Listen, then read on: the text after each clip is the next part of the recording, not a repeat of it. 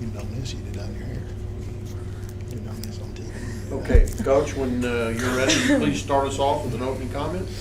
Yeah, really excited about what I just watched defensively on our end of the floor. I thought we were really locked into the game plan, and as a coach that really puts a lot of stock in game plans, that bodes well for our basketball team. And clearly we did it a couple different ways with our half-court man and with the full-court press.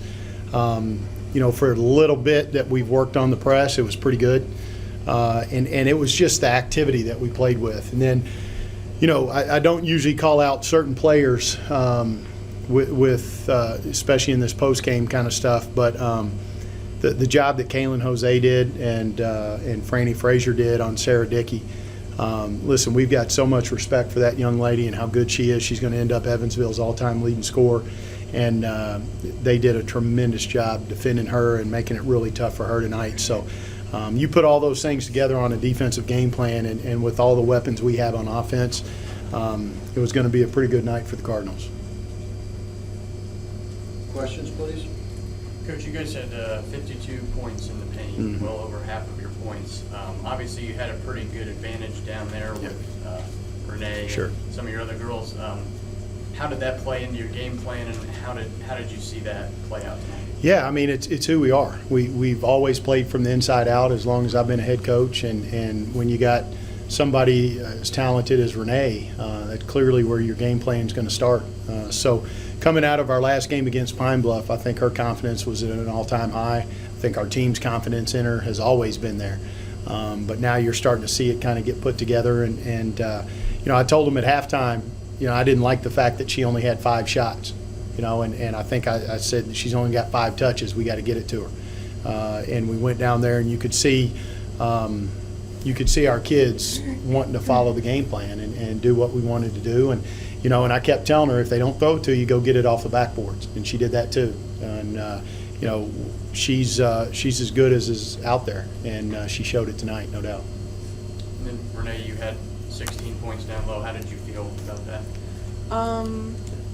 Pretty good about it. I think I was kind of struggling throughout the game to get my shots to fall, but my teammates kept trying to get it in there to me. If I was double teamed, I would just have to go get it off the backboard and just keep playing through that kind of little rut I think I was stuck in the first half, and ended up going pretty well. And then Joe, you had a lot of success beyond the arc tonight. What do you think contributed to that? How did your teammates find you, and how did you get those to fall? Well, definitely just like a lot of execution. Teammates gave me the ball in a scoring position, and all I have to do is knock it down there. But felt good, and just was a good thing. This is the second game where you got 80 points plus. You got 4 people with double scoring almost 50%. It speaks to the depth, but tell me a little bit more what you see on that bench. Well, I think coming into this year, we really all felt like one of our strengths was going to be the balance and the ability for anybody to have a big night on any given night. And so what you're starting to see now, I think this is back-to-back games where our bench has outscored their bench and pretty by a pretty good margin. So that's always a great stat to have. And I've been lucky enough through the past few years, I felt like I've almost had 6 starters. You've heard me say that before about my past teams. And now you're starting to see that same kind of look where Destiny comes in and Franny comes in, and there's not much of a change in anything we do.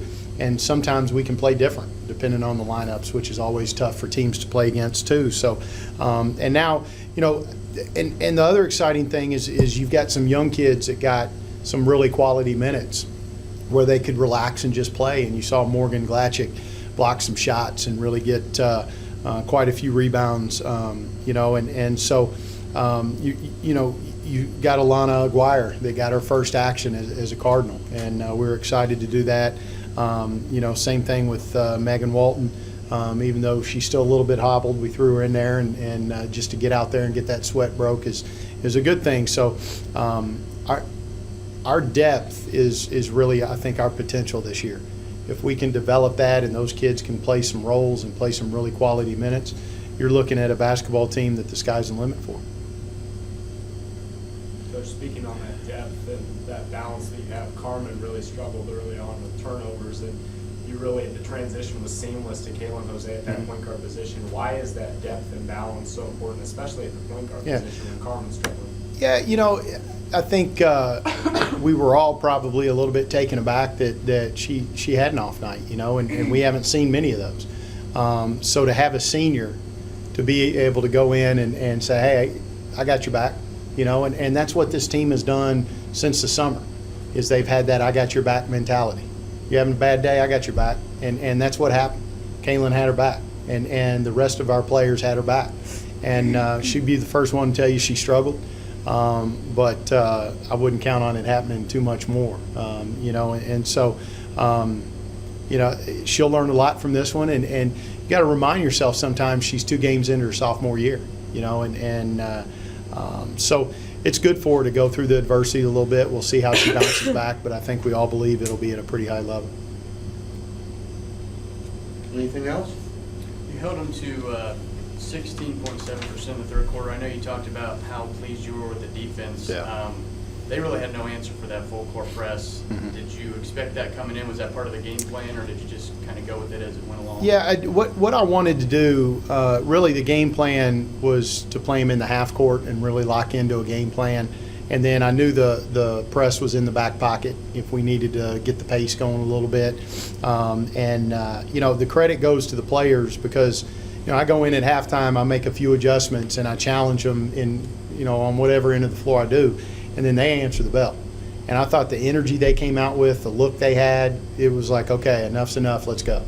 And when you got a team that can put the pedal to the metal like we did, and honestly, I don't know if it was the press. I think I could have put us in any of our defenses, and we were just ready to play. And so coming out of the Pine Bluff game, we weren't happy with the way we started the second half.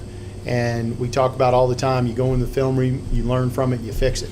And I thought that was a big step we took, was coming out of that locker room on fire, ready to go. And we're going to learn from that and understand what it took to make that happen. And hopefully it can be something we develop as a habit.